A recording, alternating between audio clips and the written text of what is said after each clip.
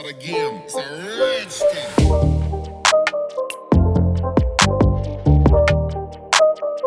तो क्यों अभिषेक ब्रो, हाँ ब्रो। अब जाने वाली है सर्दियाँ। हाँ आज है 16 फरवरी। हाँ तो अब तू इस सर्दियों की कौन सी बात सबसे ज्यादा मिस करेगा अब? भाई, मैं तो मेरे मम्मी के हाथ का केसर का दूध बहुत ज्यादा मिस करूंगा यार। काफी टेस्टी लगता था केसर का दूध। काफी फायदेमंद रहता है, अपनी सेहत के लिए काफी फायदेमंद रहता है, और खास करके ठंड में काफी फायदेमंद रहता है अपना जो केसर होता है, क्योंकि वो ठंड में आपके बॉडी के अंदर गर्मी ला देता है।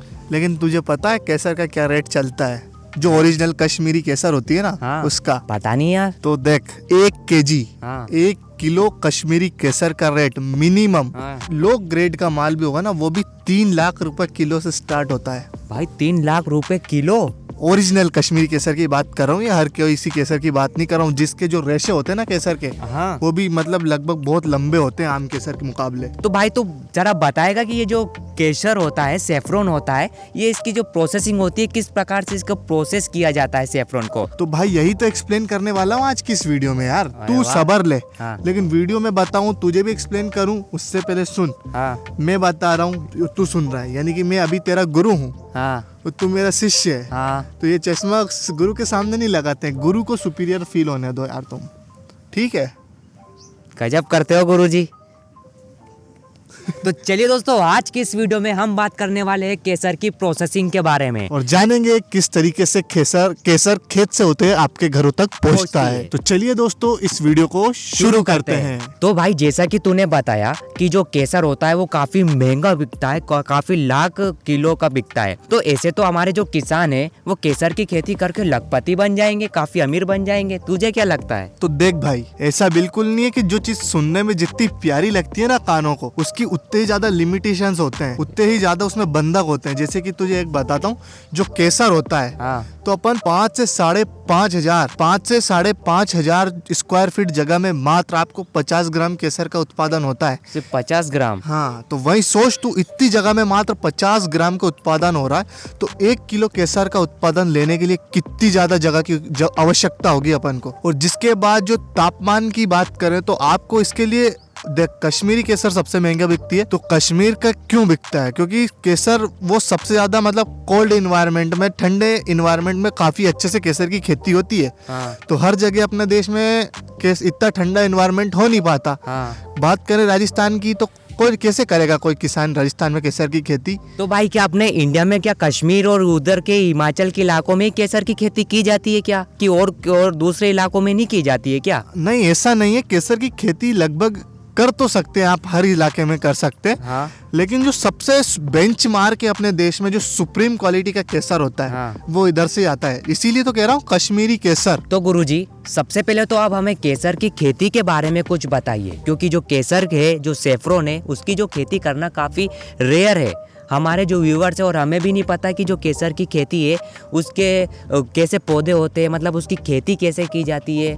तो इसके बारे में हमें थोड़ा सा आइडिया दीजिए। तो देख भाई, जो केसर की अपन प्रोसेसिंग एक्सप्लेन कर रहे हैं ना, वो खेती से स्टार्ट होगी, क्योंकि इसमें ज्यादा कोई बारीक काम है, मशीनी वर्क होगा नहीं। हाँ, तो इसीलिए खेती से ही लेकर चलना पड़ेगा। तो मैं वैसे भी बताने वाला था तुम्हें। अच्छा। तो देख, जो केसर होता है, अपने केसर के बीजों से रोपाई की जाती है, बोया जाता है केसर को। अच्छा। तो केसर के जब बीज लगाते हैं अपन, हाँ, तो वो 15 साल तक उससे लगातार फूल आते रहते हैं, सीजन वाइज। यानी कि एक बार बीज लगाया अपने ने ओरिजिनल केसर का जो सच में ओरिजिनल केसर है ना, हाँ, एक बार बीज लगाया, तो जब फसल आई इस साल की, हाँ, उससे बीज हटा के केसर प्राप्त हुआ, फिर अगले साल सेम बीज में से अपन को नया बीज लगाना, उसी बीज में से फिर आ जाएगा। इसका मतलब फूल आ जाएगा। इसका मतलब 15 साल तक हम केसर से, एक पौधे से हम 15 साल तक फसल ले सकते हैं। पौधे तो हट जाएगा समय के साथ, लेकिन जब वो बीज है ना, वो फिर से निकल जाएगा, उससे पौधा नए फूल आ जाएंगे केसर के। अच्छा, वो वापिस से जर्मिनेट होता जाएगा। हाँ, तो फिर जब 15 साल की ये जो टाइम पीरियड खत्म हो जाता है, हाँ, और फिर अगर आप केसर की खेती करना चाहते हैं, तो आप उसमें फिर से नए बीज लगाते हैं खेतों में। क्या आप हमें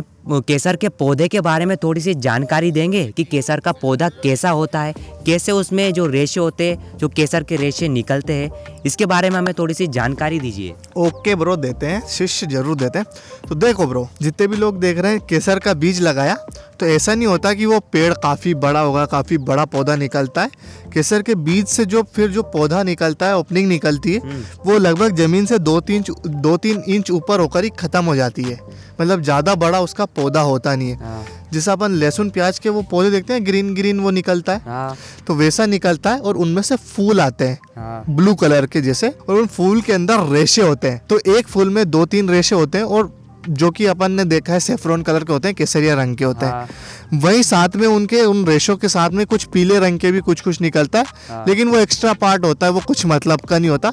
अपना मेन जो प्रोडक्ट है वो तो वही है। तो भाई केसर की खेती के लिए किस तरीके की मिट्टी सबसे उपयुक्त मानी जाती है, और जो केसर का जो मौसम होता है वो कैसा होना चाहिए, थोड़ा इसके बारे में पता है यार? देख भाई, यूं तो मिट्टी की बात करूँ ना, तो देख मैं बताया है कश्मीरी केसर सबसे ज्यादा अच्छा होता है। लेकिन ऐसा भी नहीं कि पूरे कश्मीर में आप कश्मीरी केसर उगा सकते हैं, क्योंकि उसके लिए एक आपको विशेष तरह की लाल मिट्टी होती है कश्मीर में, उसी तरह की मिट्टी की आवश्यकता होती है, और उसी में वो केसर अच्छे से बन पाता है, अच्छी क्वालिटी का बन पाता है। वही बात करूं बोने की, तो जब आप फर्स्ट टाइम बीज लगाते हैं, तो बीज लगाते हैं आप अगस्त के महीने में, और जो फूल आने की प्रक्रिया होती है वो 15 अक्टूबर से 15 नवंबर के बीच की होती है।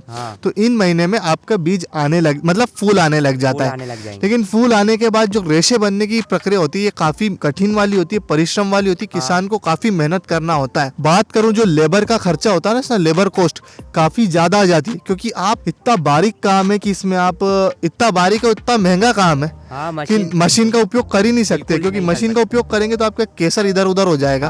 तो एक एक करके एक एक फूल से करके आपको वो अलग करना पड़ता है।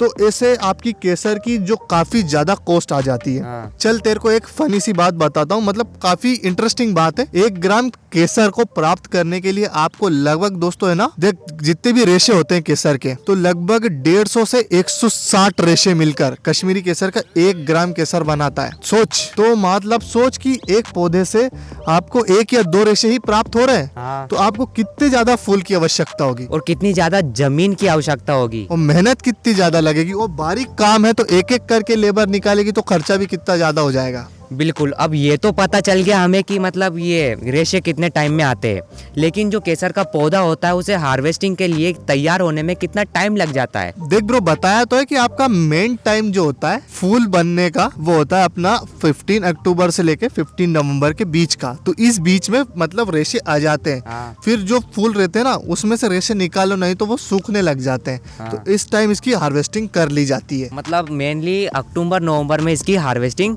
कर ली जाती है। और इसके बाद वो सुंदर सुंदर सी इतनी सी बड़ी डिब्बियों में, इतनी सी बड़ी डिब्बी में आता है ना केसर अपने घर, मामूली, तो उन डिब्बियों में भर के आपके घरों तक डिलीवर कर दिया जाता है। आपके नजदीकी किराना शॉप तक आ जाता है, ऑनलाइन प्लेटफॉर्म्स पे आ जाता है, और आप वहां से खरीदते हो, दूध बनाते हो, हलवे में डालते हो और मजे करते हो। केसर की जो प्रोसेसिंग है उसमें ज्यादा इतनी प्रोसेसिंग तो नहीं है, ये तो समझ में आ गया। और मतलब इसमें जो ज्यादा का काम है वो केसर की खेती का ही काम है। मतलब आप जो केसर की खेती है, पौधे उगाओ, उसमें से केसर हार्वेस्ट करो और डिब्बियों में भर के आप मार्केट में बेच दीजिए। क्योंकि देख कोई भी अदर चीज है, जैसे अपन ने अपने एक गन्ने की बताई थी, तो गन्ने से गुड़ भी बनता है। तो गुड़ बनाने के लिए उसका अलग सिस्टम होता है ना। यहाँ पे तो केसर डायरेक्ट बिकता है, केसर के आगे कोई अपन प्रोसेस थोड़ी ना करेंगे। नहीं करेंगे। तो इस वजह से उनको फिर जैसे हार्वेस्ट कर लो, डिब्बियों में भरो और बेचो। तो गुरुजी वीडियो में इतना ही था कि और भी कुछ है? नहीं बालक, अपने हद में अपना जितना ज्ञान है उस ज्ञान में तो इतना ही था। बताने को तो कुछ भी बता सकते हैं, लेकिन जो मेनली अपन ने डायरेक्ट ओवरव्यू देना चाह रहे हैं, क्योंकि यहाँ अपन डायरेक्ट आपको केसर के खेत में ले जाकर नहीं बता रहे, जितना अपना नॉलेज है वो आपके साथ शेयर कर रहे हैं। तो गुरुजी मुझे लगता है कि यहाँ पर हमें वीडियो को एंड कर देना चाहिए। कर दो बालक। कर देते? ठीक। तो सबसे पहले तो मुझे मेरा चश्मा वापस कर दो गुरुजी। लो, अब हम आपके मित्र हो गए, फिर से गुरुजी नहीं रहे। तो दोस्तों फिलहाल इस वीडियो में इतना ही था। वीडियो अच्छी लगी तो वीडियो को लाइक करना, शेयर करना, कमेंट करना, सब्सक्राइब करना ना भूले।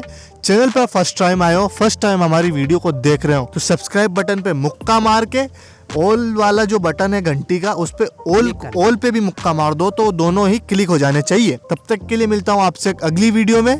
जय हिंद, जय भारत, वंदे मातरम, जय श्री राम।